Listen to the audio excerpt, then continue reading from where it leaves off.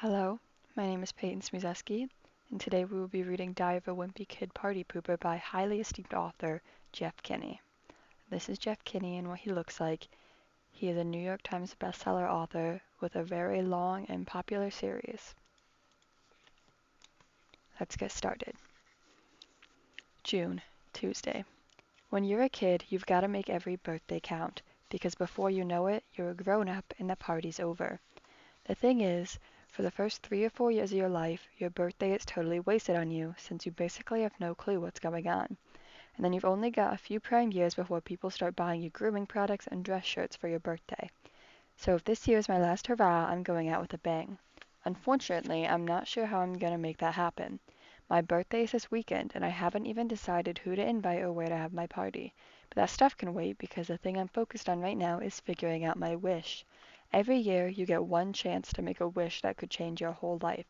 But when the moment actually comes, there's way too much pressure. So I usually panic and just say the first thing that pops in my head. I've been racking my brain trying to come up with something good to wish for this year, but so far, I'm drawing a blank. When you're younger, making a wish is easy because there's always some toy that you're hoping to get on your birthday. And when I was 7, I wanted these action figures that were really popular at the time. But Mom said she didn't feel comfortable with me playing with toys that have unrealistic body types because they make kids feel bad about themselves. The thing is, I never felt bad about my body until she said that. And I haven't looked in the mirror the same way ever since. Eventually, Mom stopped getting me Colosso Men action figures and started replacing them with ones she got at the educational toy store. And even though the bodies of my new action figures were more realistic, they weren't half as much fun to play with. If you ask me, those things were a little too realistic. If you didn't wash them every few days, they'd actually start to smell. And I have enough trouble keeping up with my own hygiene without having to worry about bathing my toys. Mom got a little carried away, and she bought me so many normal bobs that my bedroom was starting to smell like a locker room, and I was going through a few cans of air fresheners each week just to keep on top of the problem. Eventually, I couldn't take it anymore, so I put all my normal bobs in the donation bin for Goodwill, and I was happy for them to become some other kids' problems. Then I saw this movie where toys came to life when nobody was home, and I started feeling bad about getting rid of my action figures, so I went down to Goodwill to ask if I could have them back. But the lady at Goodwill said if I wanted the toys, I was going to have to pay for them. So I had to use my allowance just to buy my action figures back, which is something I never let them forget. The people who make those kind of movies don't realize how they affect kids.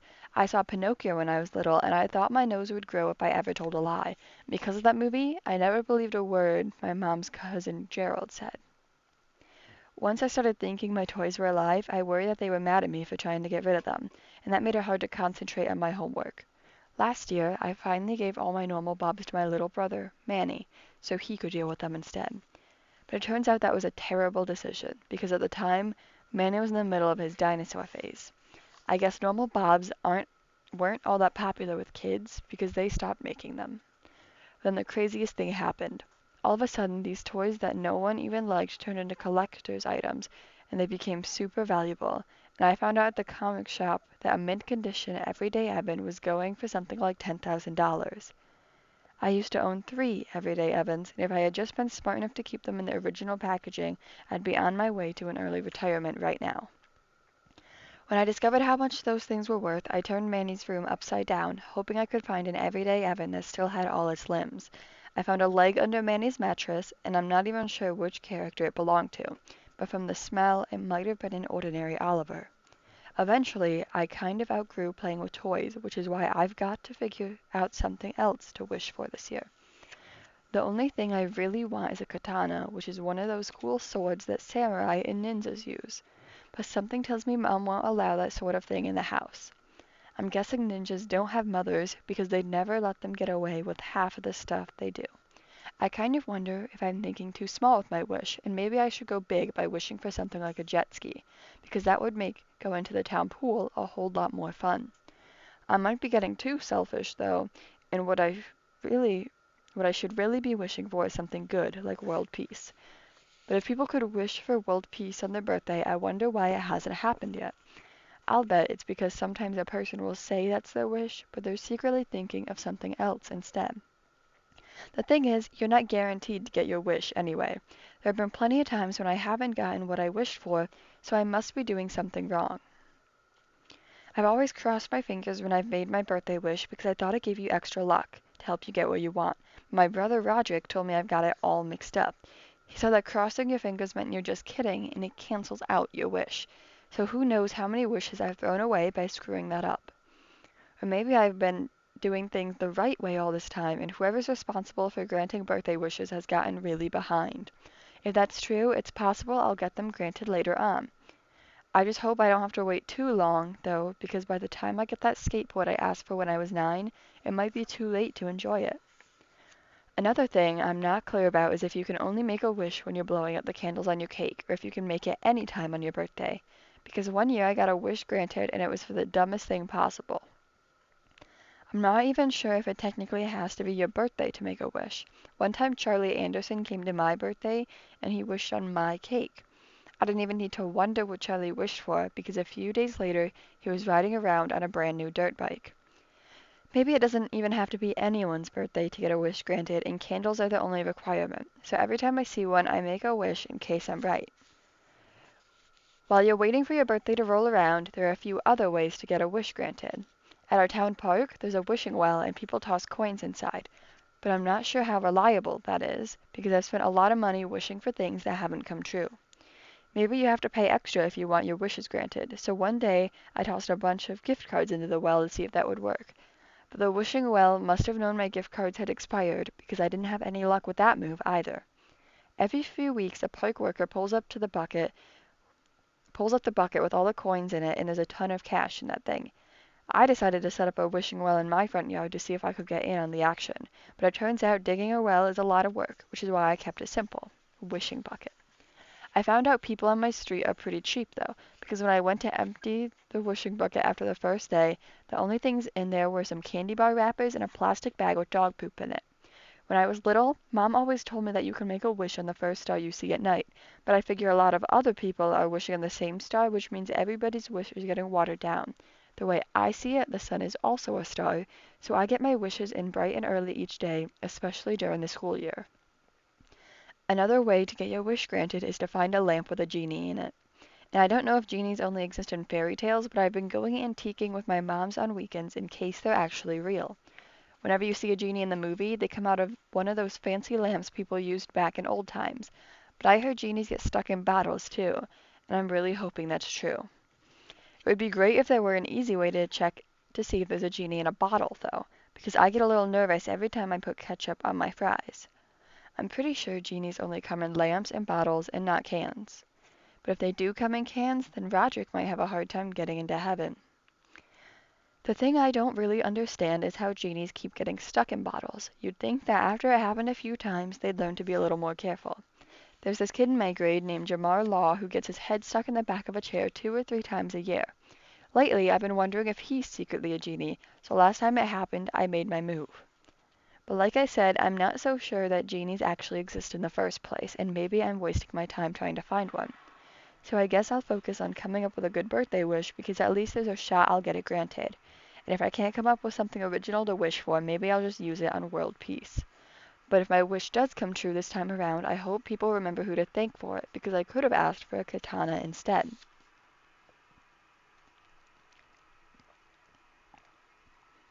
Wednesday.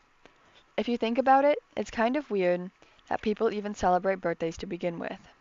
Because for most of us, the actual day of our birth isn't something to cheer about. One second, you're floating around and minding your own business, and the next, you're stark naked, surrounded by a bunch of people you've never even met. So right out of the gate, you start off in an embarrassing situation. 5 minutes later, you're wrapped in a blanket so tight you can't move your arms or legs.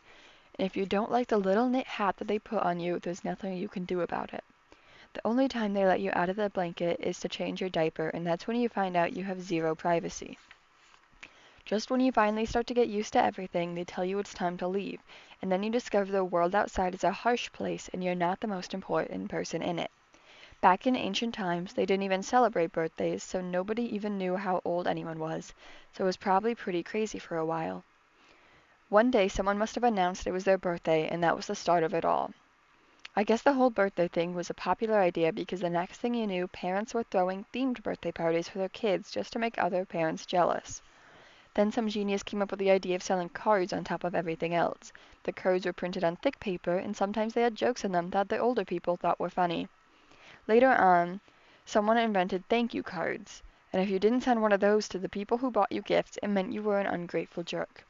I'm not always great about sending thank you cards after my birthday.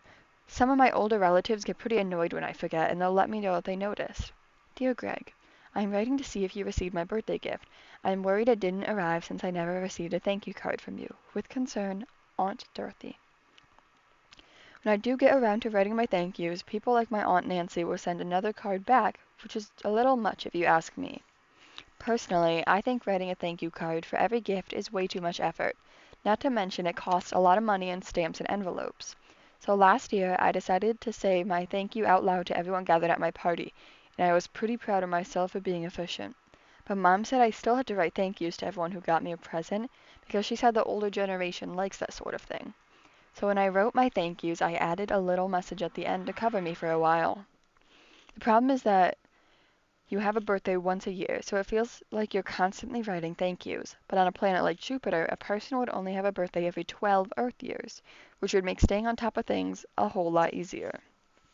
My great aunt Albert celebrates his birthday a few times a year because he forgets things pretty easily, so we try to cheer him up every time we see him at the nursing home.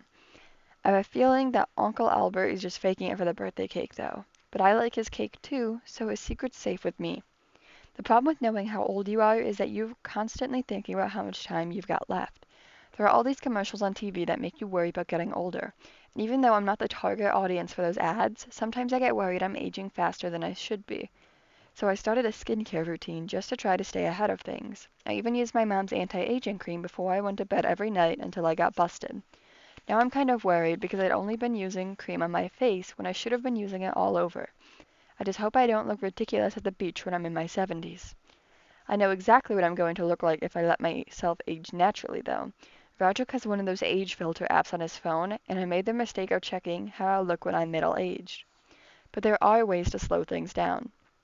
This kid at my lunch table named Albert Sandys says that if you fly around the world from right to left, you go back in time. If you keep going in that direction, you actually reverse your age.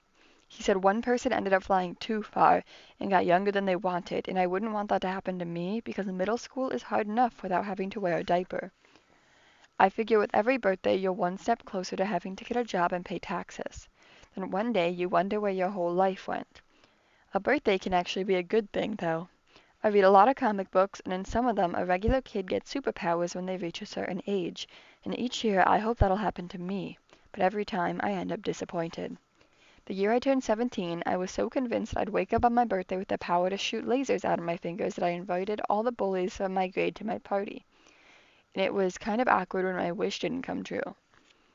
If I do wake up with a superpower this weekend, I hope it's the power to fly, because then I can stay in bed a few minutes before a homeroom bell rings every day. But there are some serious drawbacks to having a power like that one. The second people learn you can fly, you're going to get freeloaders who want to hitch a ride. Plus, if everyone knows who you are and where they can find you, you'll never get a moment to yourself. And I'm pretty sure that's the reason most superheroes wear masks. Sometimes something has to happen for a person to get superpowers, like getting bit by a radioactive bug. And even though I'm willing to suffer a little to get special abilities, I wish there was an easier way to do it. What I'm worried about is being bitten by the wrong kind of bug, because getting the powers of a radioactive mosquito wouldn't make me very popular at school. My friend Rowley is always saying he hopes he gets bit by a radioactive ladybug because it would give him the power of kindness, and sometimes I don't know about that boy. There are a few superpowers that I definitely wouldn't want to have, like the power to guess the future.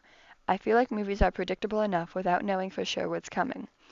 And I wouldn't want to have those senses that give you a heads up that something's just about to happen either, because if you're Spider-Man, no one can ever throw you a surprise party. Come to think of it, my own spider senses have been tingling lately.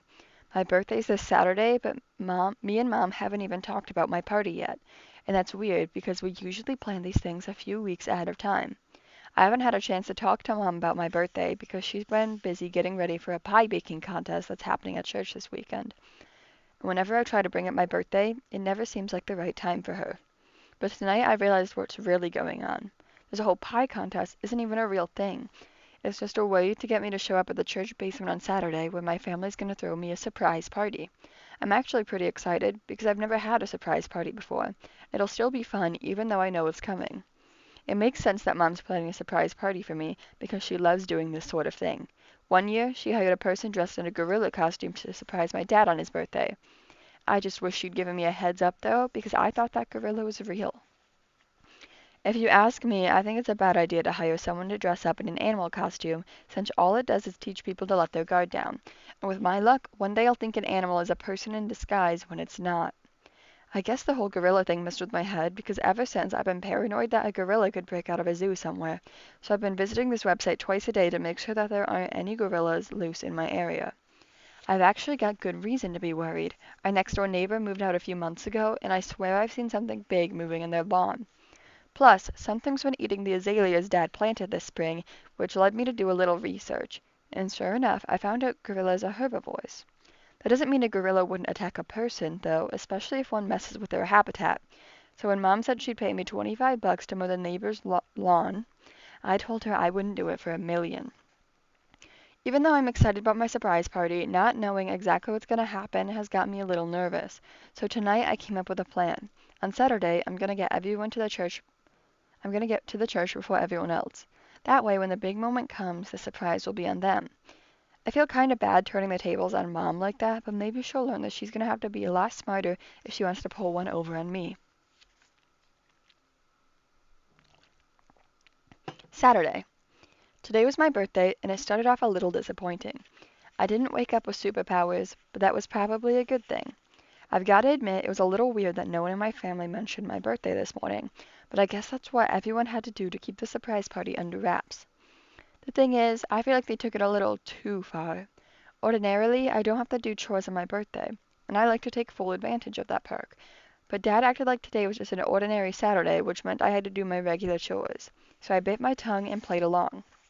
Usually, I like to milk my birthday for the full 24 hours, and I start celebrating the second it officially begins. But I couldn't do that this year because of the surprise party.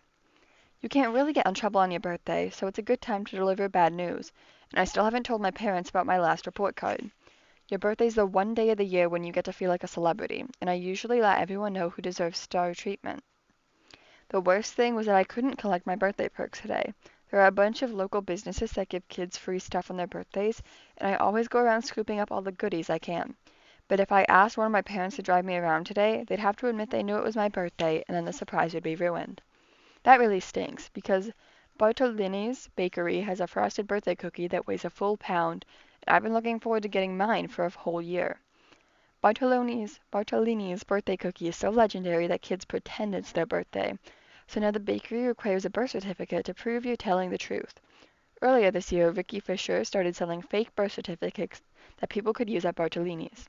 I admit that I bought one of those fake certificates myself because the bakery's birthday cookies are totally worth it. But I guess Ricky's forgery didn't look official enough to the cashier at Bartolini's because they wouldn't take it. And now that it actually was my birthday, I couldn't cash in on that cookie or any of the other treats I could have gotten today. But I guess I shouldn't complain because there are a few birthday freebies I'm glad I wasn't able to collect. Dr. Kagan offers a free flossing for patients on their birthdays, and Mom usually likes to take me to the office for that. But last year he found 2 cavities while he was flossing, so I spent my birthday in the dentist chair, and I don't need a repeat of that situation. Mom said she wanted our family to be at the church basement at 5, which meant my surprise party would probably be over in an hour or two. And after dinner, I knew I'd start getting birthday calls from my relatives, so the rest of my night would be shot. It's nice of my relatives to call on my birthday, but it feels like the phone always rings when I'm in the middle of a game. No offense to anyone, but all those calls are exactly the same, and sometimes it gets a little tiring having to answer the same questions over and over. So a couple of years ago, I came up with a sheet of answers to the questions my relatives usually ask me, and I asked Mom to read them to anyone who called while I was playing video games. But Mom said that whenever a relative calls to wish me a happy birthday, I need to drop whatever I'm doing and talk to them. The thing is, I've got a lot of relatives, and those birthday calls add up, so I needed to figure out a way to shorten the whole process. One year, I sent everybody a video link to one big birthday chat. At first, it seemed like a good idea, and it was nice seeing my relatives on the screen at the same time. But I forgot that some people in my family don't get along, and a few minutes in, 2 of my great aunts totally hijacked the call by getting into an argument. Eventually, everybody dropped out, and the only person left was some guy I'm pretty sure isn't even related to me. And don't ask me how he got the link to begin with. I realized a lot of my relatives would be at my surprise party this year, so I might not have to take as many birthday calls later on. I just hope that one guy doesn't show up, though, because he really did creep me out. Mom said it was important to be at the church today because she wanted me to vote for her key lime pie, and I have to say I was impressed with her acting skills. Then I did a little acting of my own. I told her I was going to play video games up at Rowley's and that I'd ride my bike down to the church after we were finished. She reminded me it was important to be on time, and I promised I would. I hopped on my bike and headed straight down to the church because I wanted to make sure I was there before anyone else so I could pull off my big surprise. I ditched my bike behind the rectory so no one who came for the party would know I was already there. Then I went the back door of the church and down the stairs. But the second I got to the basement, I heard someone coming, so I had to find a hiding spot before I could even come up with a plan for how I was going to pull off my surprise. I ducked into the janitor's closet, which was full of cleaning supplies, and I really wished I had brought something comfortable to sit on. I started getting a little nervous because the fumes from the cleaning supplies were strong and there wasn't any air circulation in that closet. By then, I could hear people setting up for the party, and if I opened the door right at that moment, I'd totally blow my cover. I tried getting oxygen from under the door, but that just made me feel lightheaded. I didn't want to black out on my birthday, so I decided it was time to surprise everyone, but it turned out the surprise was on me.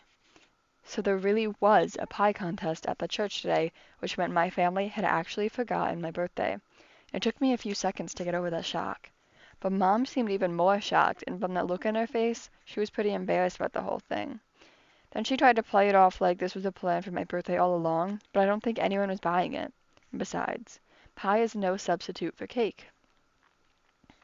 Thursday. It doesn't feel good having your whole family forget your birthday, but Mom explained what happened. A few weeks ago, our refrigerator broke and we had to get a new one. But our calendar was on the fridge the repairman took away, and that calendar is what Mom uses to keep track of everything that's on the family schedule. When Mom got a new calendar, she put the pie contest on it, but forgot my birthday was on the same day, and I guess I can kind of see how that kind of thing would happen.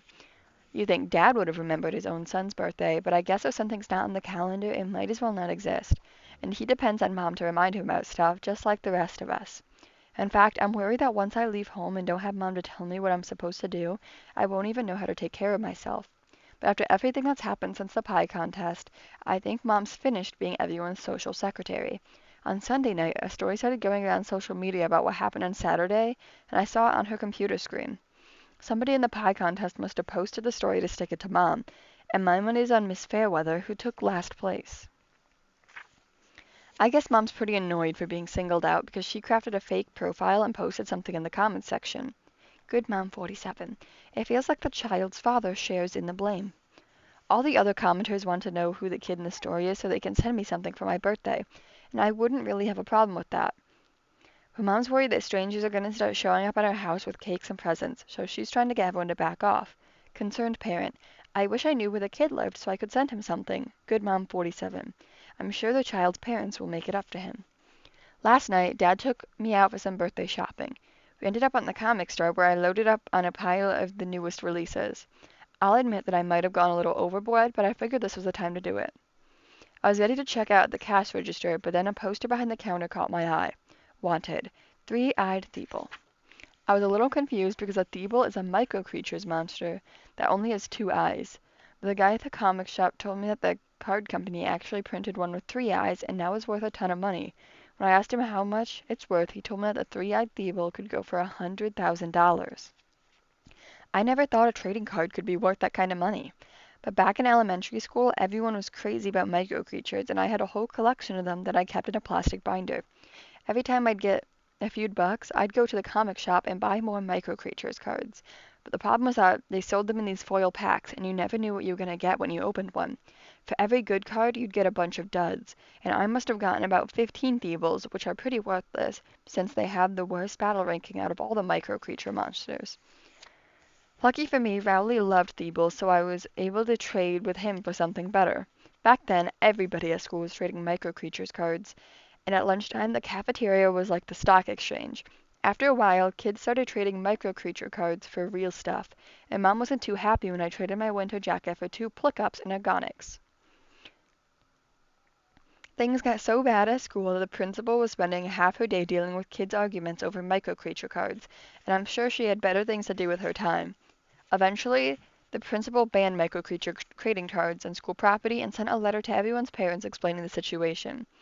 But parents already knew all about micro-creatures because that was right in the middle of the micro-creature secret craze where grown-ups could use an app on their phones to track down monsters in the wild.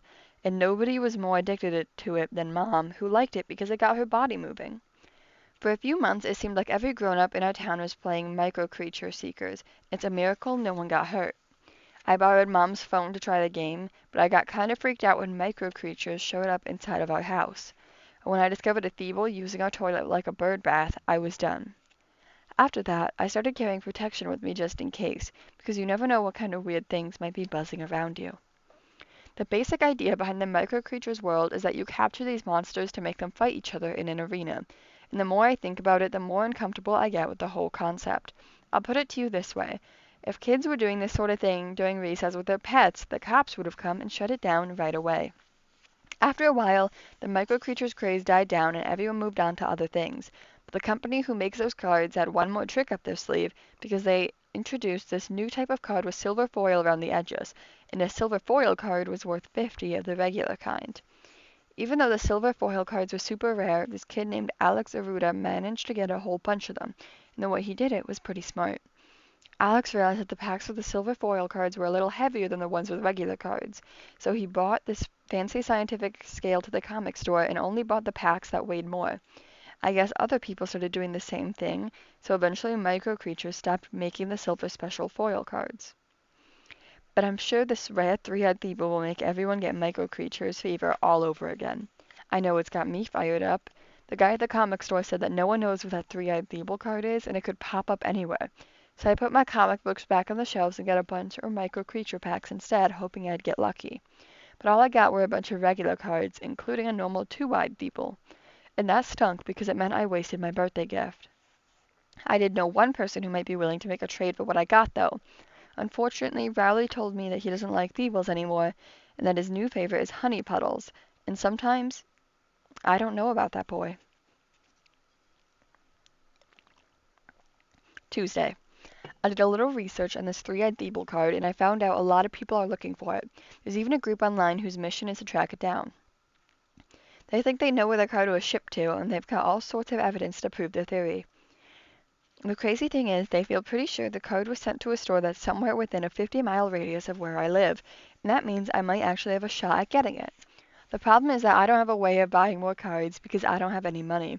I'll have to wait a whole year for my next birthday to roll around, and by then I'm sure that card will be long gone. But tonight I came up with a genius idea for how I could score that three-eyed Thievul card. Mom still feels bad about forgetting my birthday, and she's stressed that people are going to discover we're the family in the story that's been going around. But I told her we should plan a do-over party for a second chance to celebrate my birthday, and she seemed to think that was a great idea. I figured a do-over party would give Mom a chance to feel better about things, but more important, it gave me a chance at getting that card. But Mom was a little too enthusiastic about the makeup party, because as soon as I suggested it, she launched right into party planner mode. Mom said the first thing I need to do is decide if I want a friend party or a family party. That's not an easy choice because there are pros and cons to each. If I have a family party, I can invite a bunch of my relatives. They usually give me lots of money for my birthday, which I can use to buy more packs of micro creature cards. My relatives usually give me checks, though, which take a few days to cash to the bank, and I'm nervous someone might find the three-eyed Thievul card in the meantime. One of these days, they're going to come up with a way for people to just send money by using their thoughts, and I'm looking forward to that happening, because it's going to make thank yous a lot easier, too. If I do have a family party, I'm going to let everyone know that gifts are cash only. There are some drawbacks to family parties, though. For one thing, family parties with my relatives usually mean going to a stuffy restaurant where they have an all-you-can-eat buffet brunch, and trust me, no kid wants to dress up on their birthday.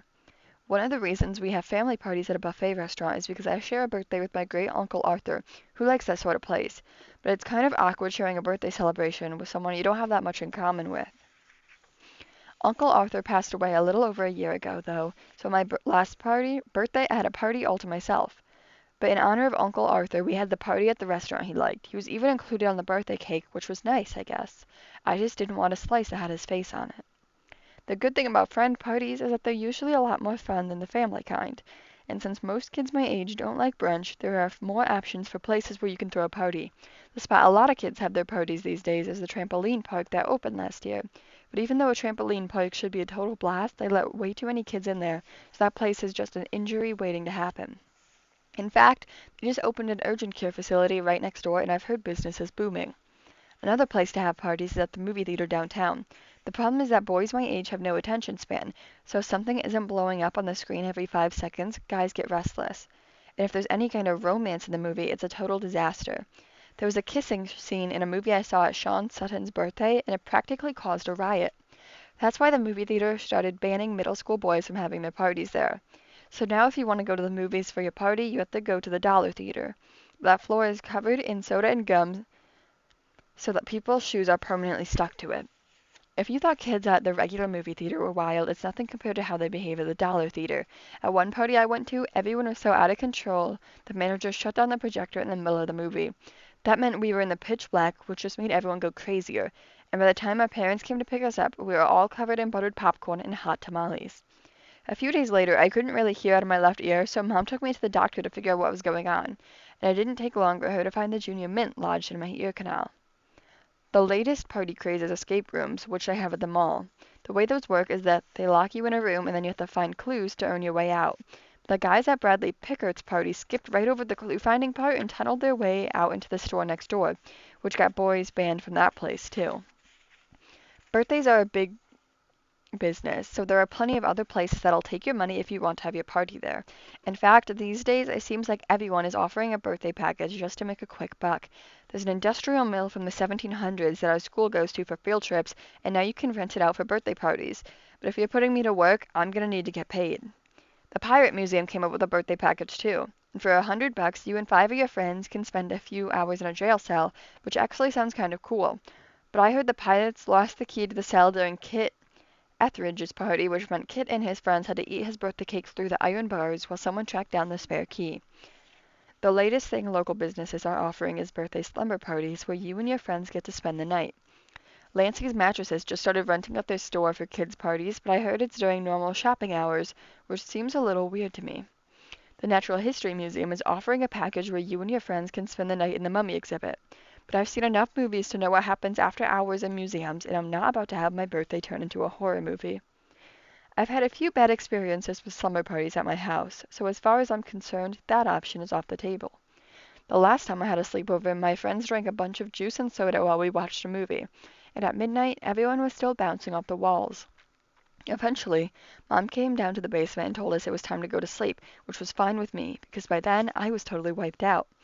As soon as Mom was gone, everyone went crazy again. When Mom came down a second time, she told my friends they needed to go to sleep or she was going to start driving people home. But my friends stayed up anyway, playing video games and reading comic books. So my mom came down a third time and said this was our final warning. It didn't really make sense that Mom knew what was going on in the basement, since her bedroom's on the second floor. Then Duffy Maynard found a baby monitor plugged into the wall near the TV, which he said she must have been using to spy on us. And then Duffy did the rudest thing possible into the microphone. 5 seconds later, the basement door opened, and Duffy barely had time to get in his sleeping bag and pretend he was asleep. But Mom wasn't going to leave until she figured out who the guilty person was, so she went from kid to kid to work out who did it.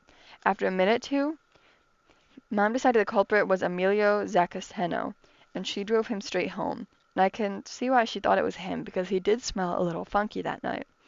Now that I think about it, I haven't had great experiences with friends or family parties over the last few years, so I feel like I need to shake things up. That's why I've decided to do something crazy and have a friends and family party this time around.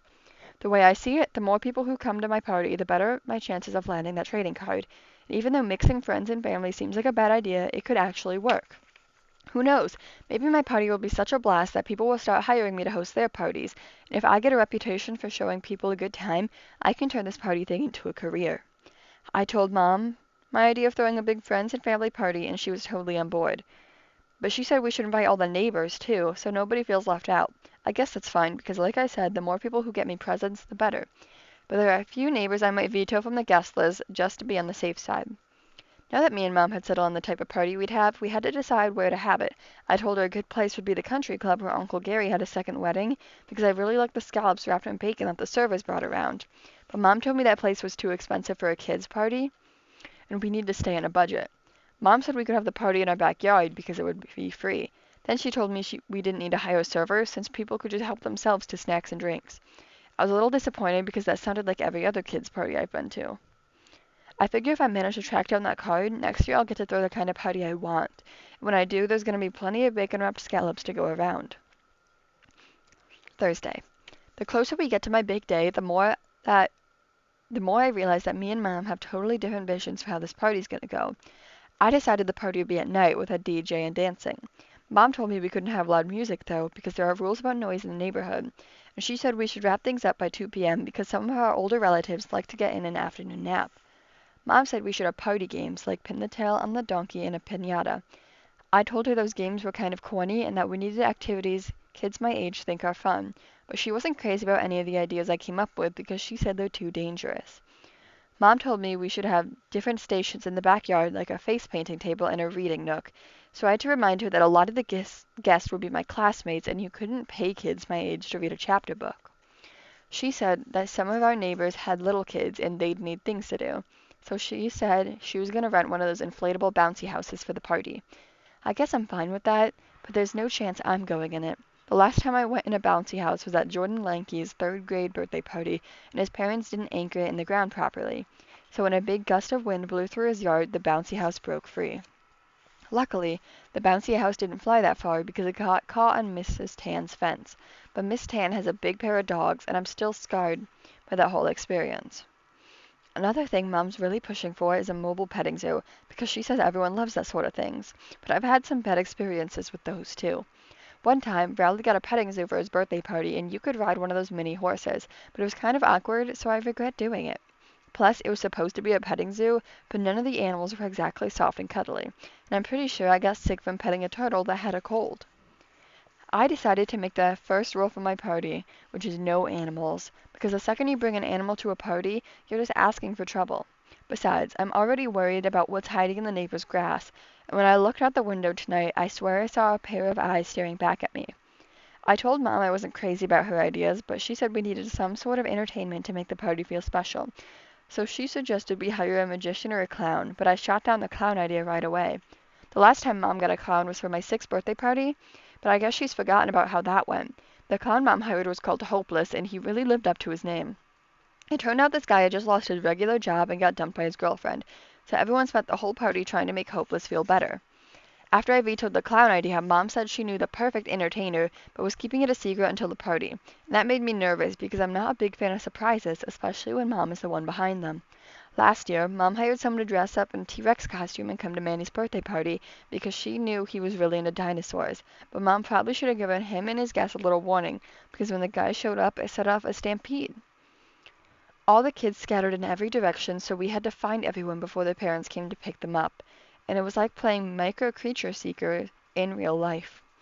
If Mom really wants to spend money on an entertainer, she should do what Theo Meltzer's parents did for his bar mitzvah and hire one of those hype guys to get the party going. At Theo's party, the DJ played music, but no one was brave enough to get on the dance floor, and it felt like the party was just going to fizzle out. Then this guy got out on the dance floor by himself to try to loosen everybody up. Believe it or not, it actually worked, and after 5 minutes, the dance floor was packed. I'm nervous that people won't dance at my party, especially since it's in the middle of the afternoon. And if nobody dances, it'll be bad for my reputation. So I looked into hiring Theo's hype guy for my party, but it turns out he's super popular and is already booked into next year. Plus, he's really expensive, and I knew Mom wouldn't pay that kind of money just to get people dancing, so I tried to come up with a more affordable option. That's when I remembered this company called Cool Brian that rents out pretend big brothers, and Rowley's parents use those guys all the time. I've heard their rates are reasonable, so I thought Mom might even let me hire a bunch of Cool Brians to supercharge the party. When the Cool Brians aren't working, they usually hang out behind the convenience store, and that's exactly where I found them. I told them the big idea of being hype guys at my birthday party, but they said they were already booked to do yard work for a real estate agent that day. Even though I tried to tempt them with the promise of free cake, they wouldn't budge. But I don't know if they were telling the truth about the lawn work or if they just didn't want to come to some random middle schooler's birthday party on a weekend. I told Mom I was worried that the party might not be fun enough, and she told me that the entertainer she was hiring was a ton of fun. But I didn't have enough confidence in her judgment since she hired a clown named Hopeless for his 6-year-old's birthday party. Then I found out there's something else that me and Mom didn't see eye to eye on, which is the birthday cake. She wants to make the cake from scratch, but I want it to be store-bought. No offense to Mom, but when it comes to desserts, I don't really trust her. That's because she likes to sneak healthy stuff into things like cupcakes and cookies, and one time I pulled a broccoli spear out of a snickerdoodle she baked. Recently, I found the book she gets her recipes from in a drawer next to the stove, so now I've got her whole playbook.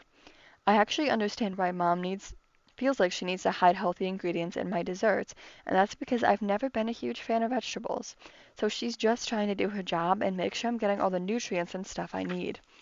I don't know why, but the vegetable that's the hardest for me to eat is broccoli, even though people say it's really good for you. I've heard that when a human being sees a snake or a shark, they automatically know to be afraid because it's coded in their DNA.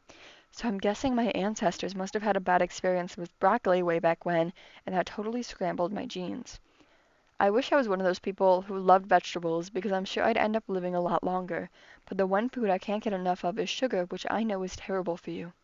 When I was little, I used to watch this show that had a character named Cupcake Gobbler, who went absolutely nuts for everything covered in frosting. But after all these studies came out that said how bad sugar is for you, parents started calling into the show to complain. So I made a few changes, and now Cupcake Gobbler doesn't eat so much sugary stuff, which is kind of sad because he's got Cupcake right in his name. And even though he's healthier now, he's definitely not as much fun. Eventually, the show phased out Cupcake Gobbler and replaced him with this guy named Healthy Body, who teaches kids about their organs and stuff. But he's a little too preachy for me, which is why I tuned out. When Cupcake Gobbler got booted from the show, they canceled his cereal line too. And that's a pity, because the kind with the little rainbow sprinkles were my favorite. They switched Cupcake Gobbler cereal with Healthy Body cereal, and I was willing to give it a try, but no kid wants to eat miniature lungs and kidneys, especially for breakfast. The main reason I'm insisting on a store-bought cake for my birthday party is because I want to know exactly what's in it, and that doesn't just go for the ingredients. There's a kid in my neighborhood named David Eisner who's a legend at hide and seek. The last thing I need is for him to sneak inside my cake because if anyone can do it, it's him.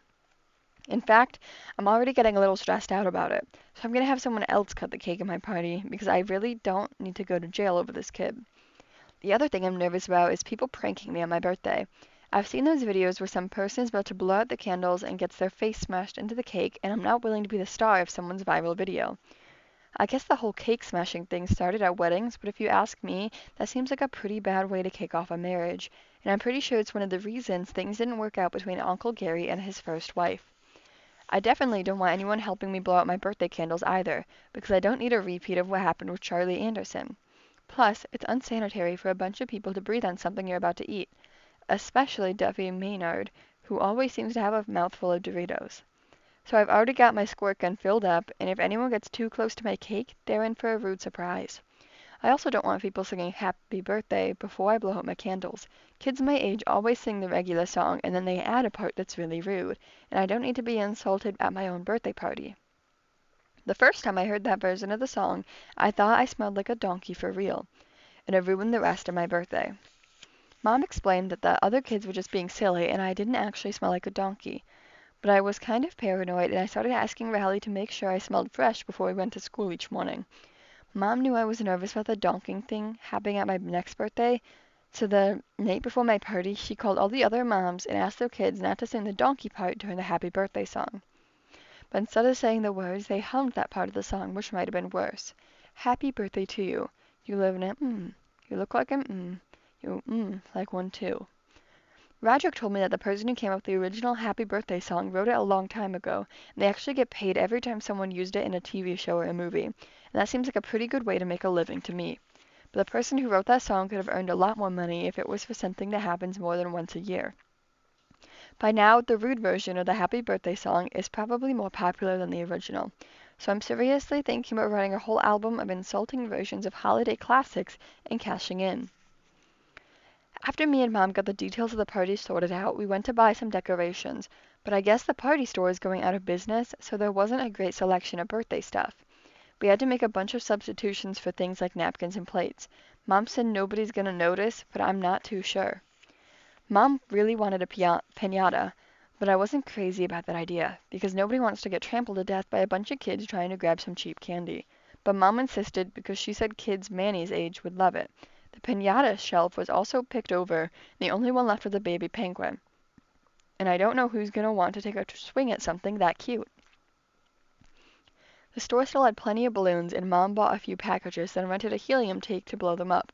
But I'm not a fan of helium balloons for 2 reasons. One, I've heard there's a limited amount of helium in the world, so I don't think we should waste it on a birthday party.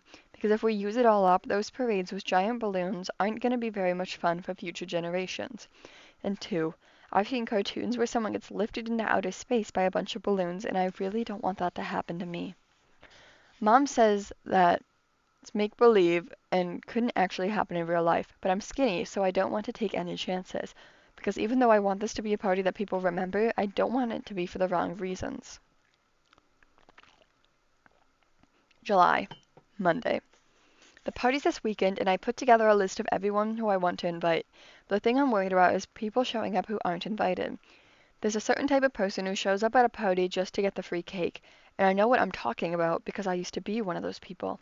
Last summer, me and Rowley mapped out all the birthdays happening in the neighborhood, then planned how we could hit each one, and it wasn't easy because some days there were 3 parties going on at once.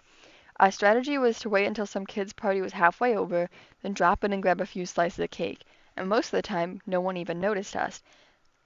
But we were always nervous about getting caught, so when the cameras came out, we'd do our best to blend in. I guess we weren't as careful as we should have been because word got around that 2 kids were crashing neighborhood birthday parties, so parents were on the lookout. We had a really close call at Lorraine Woodrow's party where we didn't even get a chance to enjoy our cake before her dad chased us out of there. We knew if we wanted to keep doing this, we were going to have to change our strategy, so we started going to parties in a different neighborhood. The problem was that we didn't know when those kids' birthday parties were, so we had to go house to house looking for parties. And one day we came across a house where we could tell there was a party going on. It turned out the family had just moved in, so the birthday boy didn't have any friends yet. But by the time we found out we were the only kids there, it was too late to turn around. This kid's parents were thrilled that someone came to their son's party, though, so we spent the whole afternoon trapped at this random kid's house playing party games. But it wasn't a total waste of time. The parents were really nice, and the kids' mom sent us each home with a plate of cupcakes. I forgot all about that day until I ran into parents at the grocery store a few months later. It was kind of awkward because that's how Mom found out I was at the party. Mom wasn't too happy to hear I went to a kid's party without bringing a gift, so she made me buy him a present with my allowance and bring it to his house. I don't want a bunch of freeloaders showing up at my party without bringing a gift, because the whole point is for me to get that trading card. I decided the best way to keep party crashers away was to make the invitation be the ticket to get in.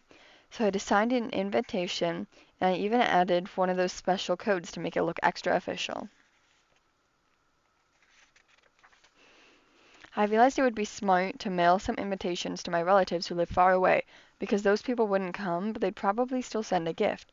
The thing is, I didn't know which relatives to send invitations to because I've got a lot of them, and stamps are expensive. But Roderick makes a list of what everyone does for a living and how much they make. He told me he'd let me borrow the list in exchange for 2 months' allowance, which seemed like a no-brainer to me. I sent out a few dozen invitations to some of the high earners in my family. I even invited Aunt Nancy, even though she lives all the way in Hawaii, but she's a lawyer, so it was definitely worth the stamp. I asked Mom if she could drive me around town so I could hand-deliver the rest of the invitations. But Mom said she already sent out invitations to my party from a website she uses for this sort of things. And not to say Mom's invitation was a little different than mine. The worst thing is that Mom's invitation didn't mention the trading card packs at all, even though that's the whole point of the thing. Now I'm stuck having this giant party, and I don't even have a prayer of getting what I want. So all I can do now is cross my fingers and pray my Aunt Nancy from Hawaii comes through with a big fat check. Friday. Mom's getting nervous because those people on social media are zeroing in on the identity of the mother who forgot her son's birthday. Concerned parent. New info on the child whose parents forgot their birthday. Apparently, the mother was preoccupied with a church pie contest. Cool mom. It shouldn't be too hard to find recent church pie contests. I'm on the case. Mom's worried someone's going to crack the case before she has a chance to set things right, so this do-over party can't come soon enough for her. But I've got my own problems to deal with. The group that's tracking the location of the three-eyed people has got it narrowed down to 4 stores they think might have it. And believe it or not, my local comic shop is one of them. So this party can't come soon enough for me either. The card hunters are talking about traveling to each of their stores to buy up their supply of micro creature cards. That means it's a race against the clock, and I need to figure out a way to snag that card before they do. My only hope is getting enough cash at my party to buy a bunch of card packs, but I'm worried my guests won't come through for me, so I've been dreaming up some other ways to earn extra cash. First of all, I'm gonna have a bunch of exclusive items for sale that you can only get at my party, because later on people will want something to remember the day by. I'll sell commemorative cups, which will cost $5 a pop, and then I'll sell specialty drinks, which I'll charge extra for. To make sure people buy lots of drinks, I'll give away salty snacks like chips and pretzels for free so everyone stays thirsty. If people are drinking a lot, they'll have to use the bathroom, so I'll put up a sign with a recommended donation. I'm a little nervous that people won't pay up when they're behind closed doors, though, so I'll just hire a bathroom attendant just to keep them honest. To make a little extra money, I'll buy two types of toilet paper, the good kind and the cheap kind. And if you want to use the premium stuff, you'll have to pay for it. At first, I wasn't crazy about the bouncy house idea, but I figure there's a way to make money off that, too. When you're the birthday boy, you're the star of the show, so I'll give people the opportunity to take pictures with me for a small fee. But I can't be pinned down to one spot at my own party, so I'll create a few cutouts that people can pose with when I'm making the rounds. At a party like this one, where you sit really matters, so there will be options for people to pay to be near the head table. Of course, it's important for everyone to have a place to sit, so there will be a couple of free tables too, but personally, I wouldn't want to be at the one next to the trash can. A lot of people are coming to this party, so it could get crowded in the backyard. That's why it's important to have a separate section for VIPs, where the most important guests don't have to rub elbows with the riffraff. It's supposed to be hot this weekend, and the VIPs are going to want to be in the shade. That's why I invited a few Boy Scouts to the parties to set up a tent for the high rollers. Then, when the party's over, I'll ask the Boy Scouts to clean up, because I'm pretty sure that's part of their code. When I looked at the guest list, I realized we didn't have a lot of VIPs on it, so I tried to think of a few local celebrities who might actually make an appearance. The problem is that there aren't a lot of famous people who live in my town. The closest thing we have to a celebrity is Larry Mack Jr., who owns a car dealership, but something tells me he won't show up for my party. The second most famous person is a lawyer named Barry Hassville, who's got billboards all over town, but from the way he looks, I kind of doubt he'd be willing to come to a middle school kid's birthday party. I figured there wasn't any harm in inviting him, though, but I changed the wording on his invitation to make it more likely that he'd show. Dear Mr. Haspel, I slipped and fell in the grocery store parking lot. Please come to my house at 1 p.m. on Saturday to discuss my case. The last person in the world I was expecting to come to my party was Aunt Nancy from Hawaii, but she showed up at our house tonight. I guess she doesn't usually get invited to family events, so when she got my invitation, she hopped on the first plane out here. But it would have been nice if she'd given someone in the family a heads up, because then we might have had time to set up the guest room. Saturday. Today's the day I'd been waiting for, and even though I was looking forward to officially kicking off the party, there was a lot of work to do before guests started showing up. Dad helped me bring some plastic tables and chairs up from the basement. Roderick was in charge of going to get the cake, and Mom set up the party games and activity stations in the yard. Mom was upset that no one mowed the next-door neighbor's yard, but I didn't think anyone was going to be bothered by a little overgrown grass when they were having a good time. I set up the gift table on the back deck. At one of Gary's weddings, they put out a bird cage where people could leave money. I thought that was a good idea, so I decided to do the same thing. We didn't have a bird cage, though, and the best I could come up with was a birdhouse I made in the 4th grade. But it was kind of small, so I figured I'd have to remember to empty it out every half hour or so during the party. I had asked the Boy Scouts to come to the house early to set up the VIP tent, which I guess they were running late, which is weird because I thought punctuality was kind of their thing. I set up a check-in desk by the driveway to make sure everyone who showed up was actually on the guest list. Mom put a giant birthday card on the table, which she said everyone could sign when they checked in. I thought that was a little corny, but then I realized getting everyone to sign the card was smart, because then if someone didn't bring a gift, I'd know who to track down later on. I didn't want anyone sneaking into the party, so I roped off the whole backyard with a roll of plastic tape that the construction workers left behind when they worked on our house. And even though there were some gaps in the barrier, I figured it would keep out some of the bigger party crashers. It rained last night, so the grass in the backyard was still a little soggy. I was worried that would make it hard to dance when the party got going, so I decided to set up a cardboard dance floor. But Mom told me we put all our cardboard in the recycling bin on Wednesday, and it had already been collected. So I scrounged up the cardboard I could find in the house, which was 2 shoe boxes and an empty box of mac and cheese. And even though the dance floor wasn't that big, I figured it was better than nothing. A truck rolled up in our driveway, and it was the guy delivering the bouncy house. Mom showed him where to set it up in our backyard. But they forgot to leave a pump, so we didn't have any way of inflating it. Luckily, Rowley arrived to help us set up, so I put him on bouncy house blow-up duty while I took care of more important things. I made a few gallons of the specialty drink, which was just cherry and grape Kool-Aid mixed together. But if people knew that, they'd never pay the $3 I was charging. I'd forgotten to ask Mom to get good toilet paper when she went to the grocery store, so I had to come up with a different plan. The best I could do was switch a few rolls of regular toilet paper with Roderick's body spray to make it smell fancy. Dad found an electric pump in the garage to blow up the bouncy house, which meant I could switch Riley to a different job. So I put him in charge of checking people in at the front desk. I told him to ask grown-ups for their driver's license when they checked in, but kids don't carry official identification with them, so I gave him an old yearbook to match their faces to their school pictures. Mom didn't ask me who should be on the guest list before she sent out the invitations, so there were a bunch of randoms people coming to the party. She even invited all the kids who came to my kindergarten party, but 2 of them have grown-ups to be troublemakers. So I did my best to make sure they didn't get past the check-in desk. A bunch of cars started parking on the street, and I figured some of my guests had arrived a little early. But it turns out there was a wedding at a house at the top of the hill, so these people were hogging all the prime parking spaces. That meant everyone coming to my party would have to park far away, which wasn't great because it was a hot day. In fact, Roderick had to park at the bottom of the hill, so when he showed up with the cake, it was a goopy mess. But the cake was ruined anyway, because Bartolini's messed up the inscription by writing the exact instructions Mom gave when she called in the order. Mom was freaking out because she wanted everything at the party to be perfect, so she brought the cake into the kitchen to try to fix it. By then, it was already past the official start time, and a single guest hadn't arrived yet. I was getting nervous because the ice cubes in my specialty drinks were melting, and with every second that went by, I was losing money. So I went to the front yard to see what the holdup was. There were actually a bunch of people in line, but they were bunched up at the check-in desk. Riley was having trouble matching kids to their yearbook photos because a lot of them had changed since elementary school. People were getting pretty annoyed because the sun was really beating down. I noticed that a few guests in the back of the line were eating ice cream sandwiches and bomb pops, and I didn't know where they got them from because they sure didn't buy them from me. Then I saw the ice cream truck parked in front of my house. The driver must have seen a group of people standing around in the heat and realized he had some potential customers. The guy was basically stealing my customers, and the more money they spent on ice cream, the less they had to spend at my party. But when I told him he'd have to leave, he said it was a public street and he had a right to be there. But that wasn't my only competition. Cedric Cunningham had set up an inflatable pool in his front yard, and he was charging $5 to use it.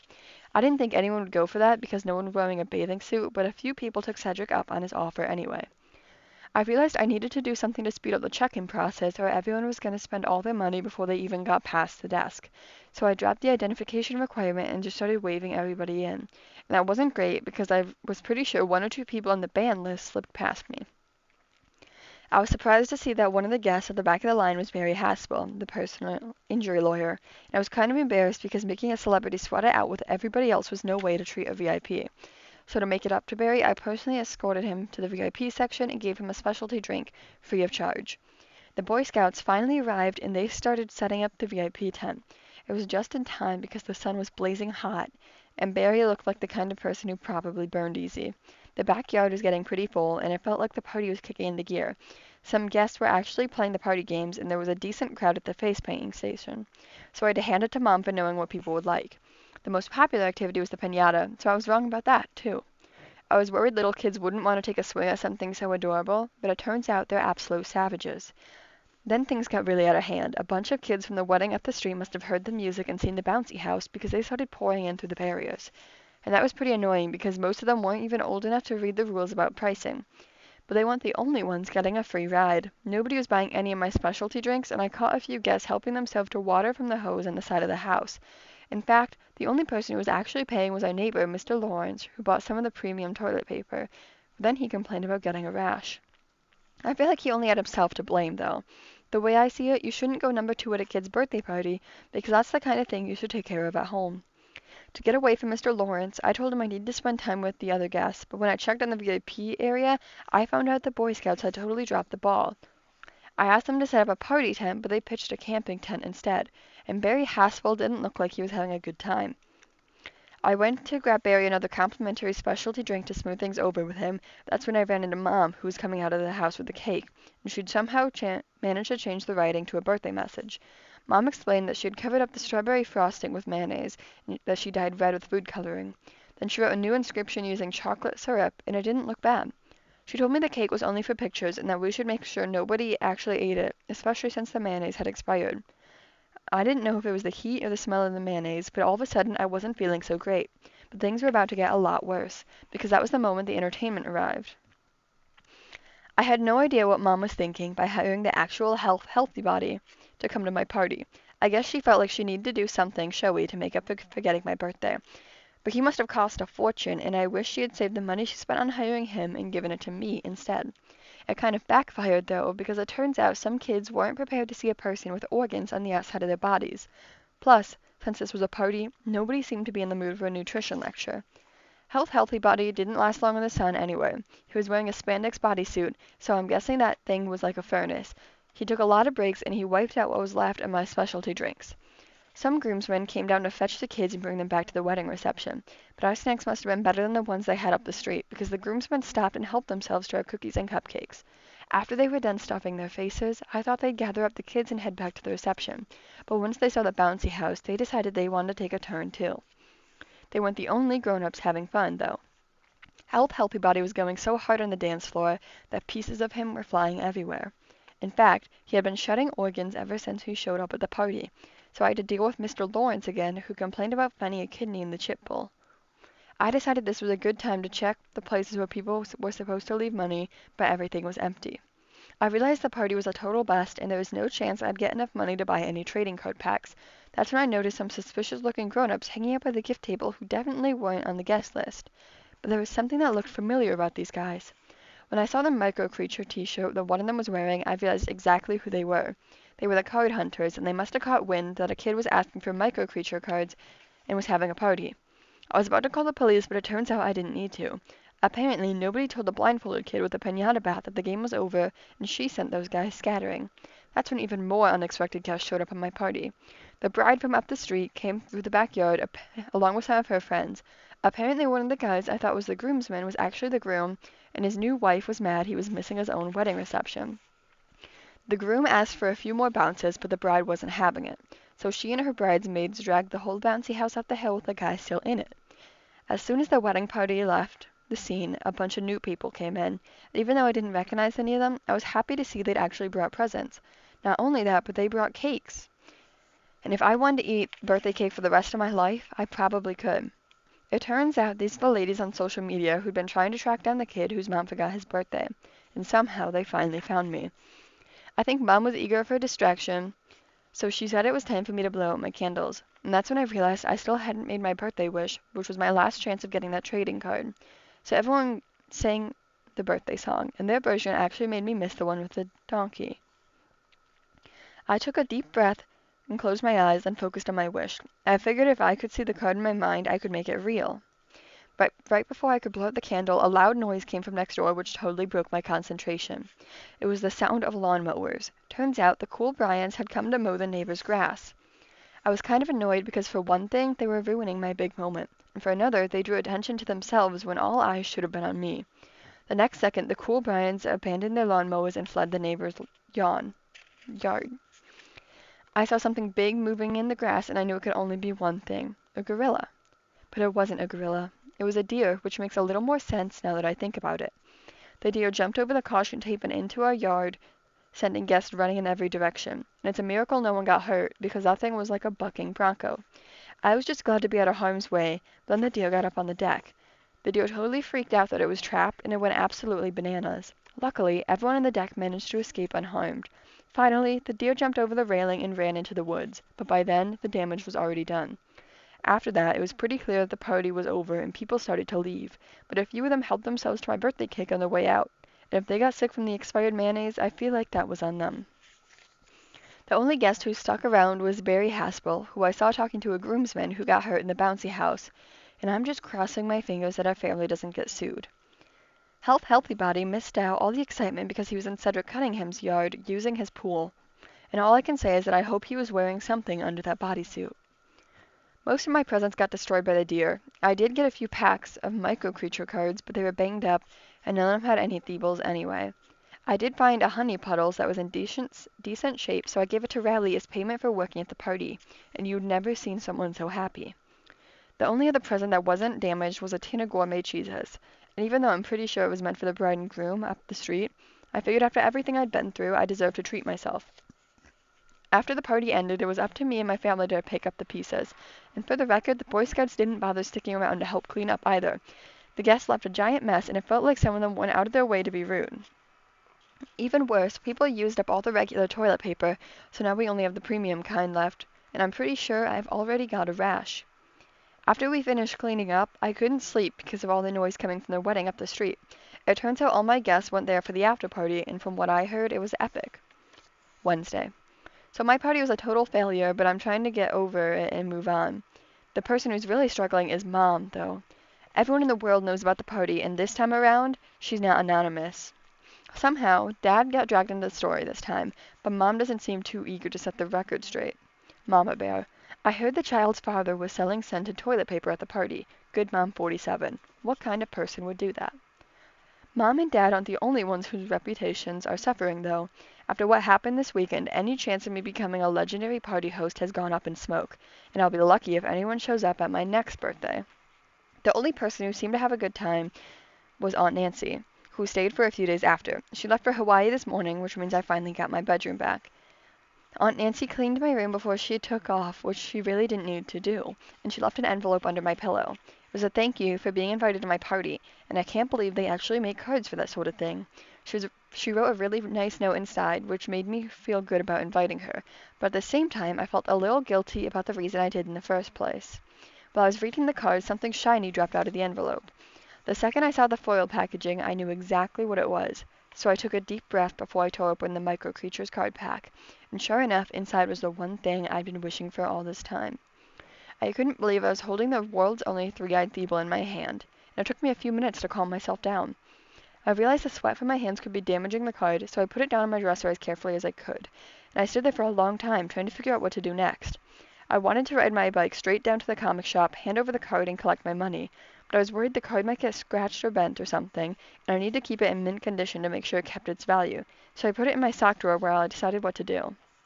One thing I knew for sure was that I was going to keep this news to myself, at least for now, because the more people who found out I had this thing, the more complicated things would get for me. I've heard about how winning the lottery can actually ruin your life because all of a sudden everyone you know wants money for you. In fact, sometimes people who win the lottery show up to collect their winnings in disguise, and that definitely seemed like a smart approach to me. My one regret is that I don't have a job yet because it would be really fun to go into work tomorrow and tell my boss off. I needed some time to plan out my next move, and I knew I'd have to play it cool in front of my family in the meantime. But at dinner tonight, I'm pretty sure Manny could tell something was up. Whenever I try to keep something hidden from Manny, he always finds it, so I've pretty much given trying, especially when it comes to my Halloween candy. I knew if I kept the card in my sock drawer, it was only a matter of time before Manny found it and wrecked it. So I slipped the card into the binder with my old Micro Creatures cards to keep it protected, and I'm planning on keeping it with me at all times while I figure out what to do. But that's been a lot harder than I thought it would be, because it's not so easy washing your hair when you only have one hand free. I've been starting to imagine what I'm going to do with all the money I'm going to get for this card. Maybe I'll buy a jet or a private island, or maybe even both. One thing I've realized is that if I'm going to be rich, I'm going to have to find new friends that I have something in common with so we have stuff to talk about. I guess I should be responsible and put the money in a bank account, then live off the interest I'll earn. I'm young, though, and I need to figure out how to spend my time. So I've started looking into how much it costs to buy a professional sports team. But if I'm going to spend all that money, I don't want to just go to games and be a fan. I want to be one of those owners who's actually involved. Now that I think about it, if I buy a team, everyone will know who I am, which means people will be coming up to me and asking for money. So if I go that route, I'll want to stay anonymous. Wednesday. It's been a week since I got the three-eyed Thiebel card, and I still haven't figured out what to do with it. I've kept an eye on the micro creature card hunters, and they say the value of the card has only gone up in the last 7 days. It's actually pretty stressful, because that means I'm sitting on a gold mine with this thing. And it hasn't been fun keeping the card on me 24 hours a day. In fact, I started worrying what the effect this card is having on my sanity. I've seen movies where a valuable object can make a person lose their mind, and I got nervous that was happening with me. I felt like I needed to take a break from the card for a while, but I couldn't decide where to put it so Manny wouldn't find it. Then I came up with a crazy idea. I realized that the last place Manny would look for something of mine would be in his own room, so I decided to hide it there. I waited until Manny was watching a movie in the family room and slipped the card underneath his mattress. I knew the card wouldn't be safe there for long, so I started making my plans for turning in the card at the comic shop. I decided I'd just show up without giving anyone advanced warning because I wanted to avoid a media circus. After dinner tonight, I went into Manny's room to get the card, and I was happy to see it was still there. So I slipped the card into the binder, and I put the binder in my backpack. I rode down to the comic shop, hoping I wouldn't run into anyone I knew on my way. But of course, Mr. Lawrence was coming out of the pharmacy, and all he wanted to talk about was the special cream he bought to treat the rash he got. I finally broke free of him and went into the comic shop, which I was hoping would be empty. There was a customer at the counter having a debate with the comic shop guy about what superhero would win in a fight. Finally, the customer left, and it was my big moment. I was worried the guy who worked at the comic shop might pass out when he saw my mint-condition three-eyed Thiebel. I pulled my binder out of my backpack and was about to open it. But when the guy saw the micro-creature sticker on the cover, he asked if I heard the big news.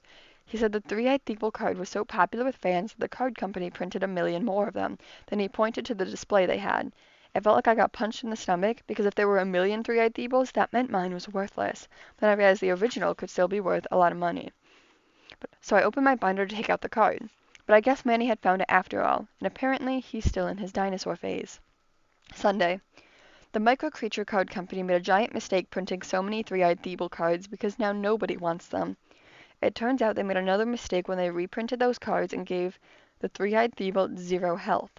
So it's doubly worthless because he can't last 2 seconds in the arena.